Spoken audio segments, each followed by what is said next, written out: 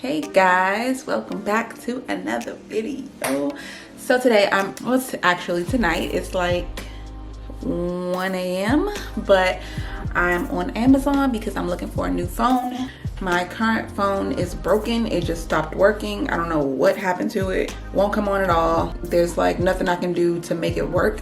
So it's time to go ahead and buy a new phone. I did have insurance on this phone and I'm actually waiting for the claim to be processed, but I have no idea when that's going to happen because the IMEI number for this phone is inside the phone and there's no way for me to access it. So I figured I would let you guys see the new phone that I'm ordering, just because I don't order like a typical phone like the newest iPhone or anything like that, because I just don't believe in paying that much money for a cell phone when you can get a budget phone that does all the exact same things and you can be just as happy with your phone at a much lower price. So right now I'm browsing Amazon. I'm pretty sure which one I want to get. I've been researching it. Most likely I'm going to get the most recent version of this. And I'm going to show you guys exactly what this phone is right now. So here's my Amazon shopping cart. I have the Xiaomi Redmi Note 9 Pro. It has 128 gigs of storage and then 6 gigs of internal storage. So the 128 is like how many gigs you have to save stuff to the phone with. And then you can also extend it up to, I believe, 512 gigs if you add another external memory card. It has Volt, which I need because I have T-Mobile, and they're starting in January, I believe. They won't let you use a phone that doesn't have 5G capability, so I needed to upgrade my phone anyway. I'm just having to do it a little bit sooner. So I'm thinking I'm gonna go ahead and order the white one, but it also comes in like this gray color and this turquoise color, which I really like. I'm not quite sure which one I want, but it's going to be between these three colors. As you can see, the phone ranges between $270 and $275. It's already unlocked, so all you have to do is just activate it with your carrier. I went ahead and went to their website so you guys can see some of the other features that it has that aren't listed on Amazon's website. It comes in a few different versions, but this is like the most advanced, has the most features. So you can see the quad camera right here, and here's the flash. It doesn't have a notch. It has this little tiny button thing, and that's where the front facing camera is. These are the 4 cameras. So you get the ultra wide 8 megapixel camera, you get a 64 megapixel main camera, a 5 megapixel macro camera, and then a 2 megapixel depth camera. It also has a pretty good internal processor. It has the Snapdragon 720G. So it has a huge battery, 5,020 milliamp hours, which translates to 147 hours of music playtime, 33 hours of phone call time, 16 hours of continuous navigation, or 13 hours of gaming. Like I said, that's a pretty huge battery. You would not really have to worry about charging this battery every day if you didn't want to, unless you were just on your phone constantly. It's fast charge capable, so it has a 30-watt fast charger. It has a side-mounted fingerprint sensor. So this is just how you're going to unlock the phones. It also has something called kaleidoscope mode. Not quite sure what that is, but we can watch it together because I don't know what the heck that is.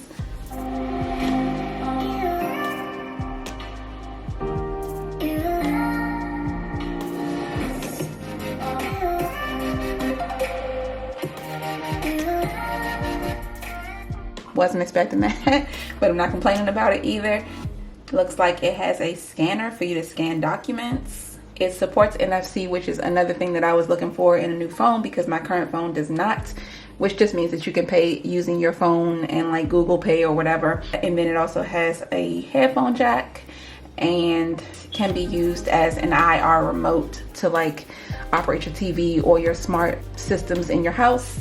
So yeah, that's the phone that I'm thinking about ordering, and I just wanted to show you guys so you can see that you don't have to spend $1 million on a phone. iPhones are not your only option when it comes to a smartphone. If you want something that's going to have all the features that you're looking for in, say, an iPhone, you can get that at a much cheaper price, and you can just buy them outright. You don't have to worry about being locked into a 2-year contract and leasing a phone or paying for a phone monthly when you can just pay for it outright and be done with it. You can still get insurance on it, and you can still get reimbursed for it if something were to happen to it through your insurance, or have it repaired for super cheap. So right now I have the white version of the phone in my cart, and I also have a new set of wireless headphones for working out. a new smartwatch just because my old workout watch broke. The band on it broke and there was no way to replace it. So I wanted to get a new watch to track my calories when I'm working out, and I found this one. I love the color of it and I wanted to give this one a try. And then the last thing I have is a case, so I'm gonna go ahead and place the order, and I'll see you guys when it arrives.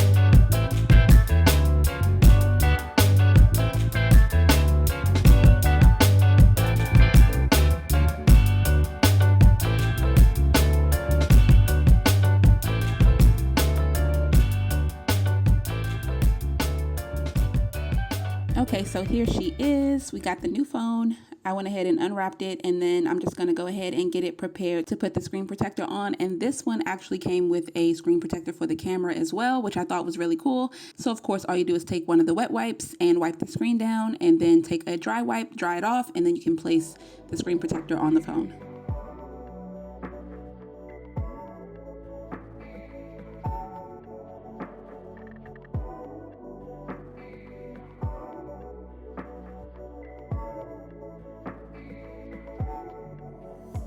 So now that I have the case and screen protector on, it's time to go ahead and set the phone up. It's running on the MIUI 11 OS.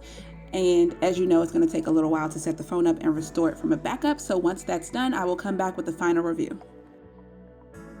Okay, so now I'm back, and I've had this phone for about 3 days. I'm on the 3rd day. And now that I've had it for a few days, I can definitely give you guys some insight. Don't mind this, my daughter, I let her use the phone for about 20 minutes unsupervised, and she came back with a crack on the screen protector. So before we get into the review of this phone, what I realized is that I didn't tell you guys what phone I had before. So this is, as you know, the Note 9 Pro, and this is, my old phone was the Note 6 Pro.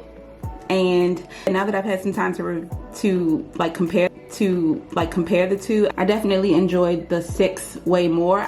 Overall, I do not feel like this is an upgrade when it comes to like the things that matter the most to me. So let's get into that, and I'll tell you guys what I think about it. The screen looks really good, which is one of the things that I do like about it, and I also love how it feels in my hand, because as you can see, there's some difference in the way that these two phones look. So this one is a little bit more slim and tall, and this one is a little wider, so it just, the 9 feels better in my hand versus the 6. So I do appreciate that, and that is where the good things about this phone stop for me.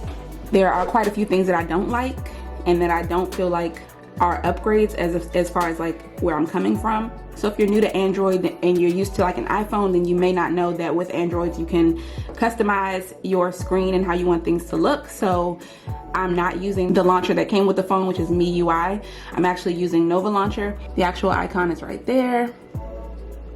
And that's how you customize everything about your phone. So you can decide how you want the home screen to look, how many apps you want to be on the home screen, the size of the apps, if you want them to have padding, how you want your app drawer to look. So the apps that aren't actually on your home screen, you do have the option with Android to not have all of your apps on your home screen, and you can kind of tuck them away in a drawer and only have the ones you want to be on your home screen out. So all of that stuff was the same essentially. So here is my actual app drawer.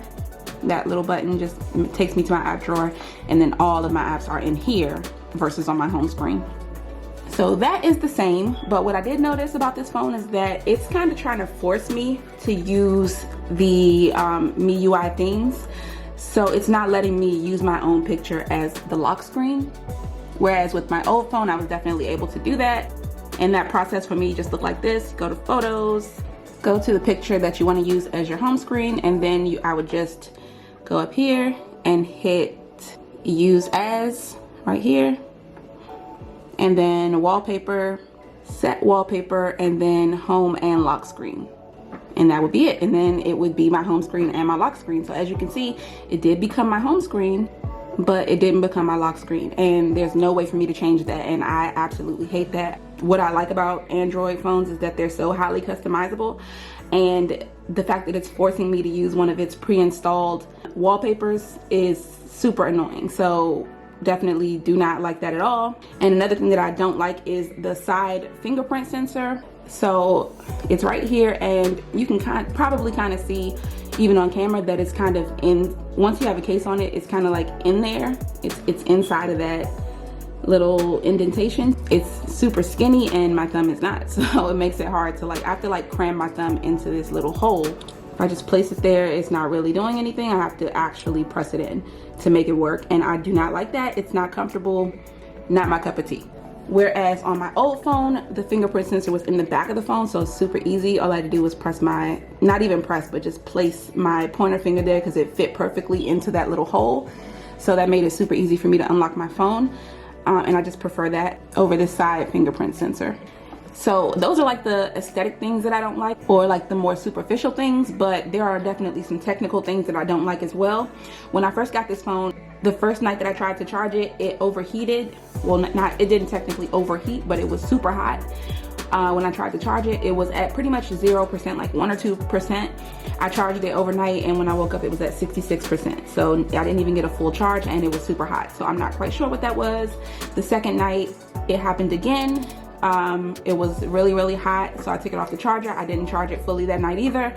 And then the third night, I was able to charge it fully, and it didn't get super hot. So I'm not sure what was going on there. Maybe I got a dud, I don't know, but that was definitely concerning to me. It's not something that I experienced with my last phone.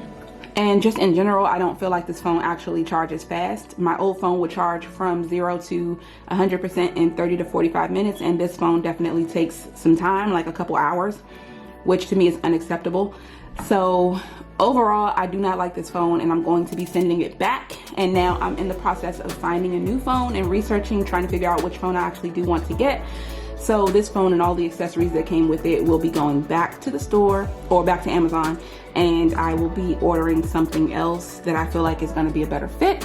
Overall, this phone to me does not feel like an upgrade, and that to me is annoying considering the fact that it is 3 generations newer and also $100 more.